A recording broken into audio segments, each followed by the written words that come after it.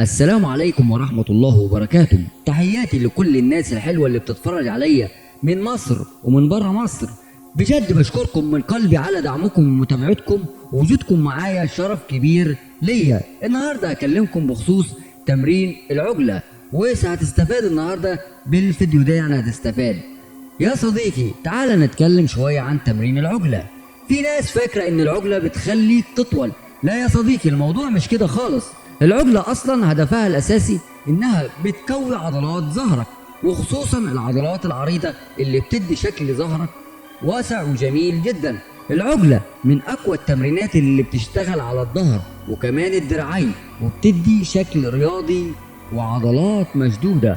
ولو عايز نصائح عن التمرينات موجودة عندنا في القناة، خش على الفيديوهات او قوائم التشغيل.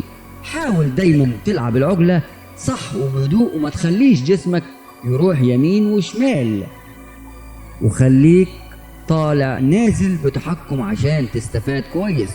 وفكر دايما العجلة مش بتخليك تطول، هي بتخليك اقوى. وزي ما انتم شايفين في الفيديو، في اساسيات مهمة جدا في تمرين العجلة، وده هيحسن منك لو انت ما بتعرفش تلعب عجلة. اسمع الفيديو وحاول تحط رجلك على الترابيزة زي ما انت شايف قدامك، والعب بطريقة وتكنيك صحيح.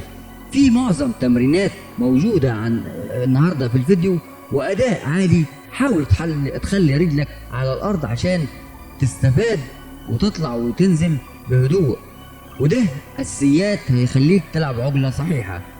أداء الإيدين وقلب الإيدين والثبات والشكل اللي انت شايفه في الفيديو ده هيساعدك على تمرينات العجلة. ويا رب النهاردة تستفادوا بالتمرين، ومش هتطلع من الفيديو ده إلا لو جبت 3 عدات على الأقل لو انت ما بتعرفش تلعب عجلة خالص.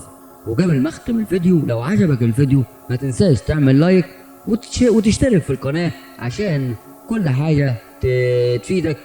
واشوفكم على خير ان شاء الله. وكل التمرينات اللي انت شايفها قدامك دي هتساعدك على اداء تمرينات العجلة. حمل الفيديو وجلدني زي ما انت شايف كده، صدقني ايدك هتاخد على العجلة ودراعك هياخد على العجلة وتتكوى، وهتلعب عجلة لو انت ما بتعرفش تلعب عجلة.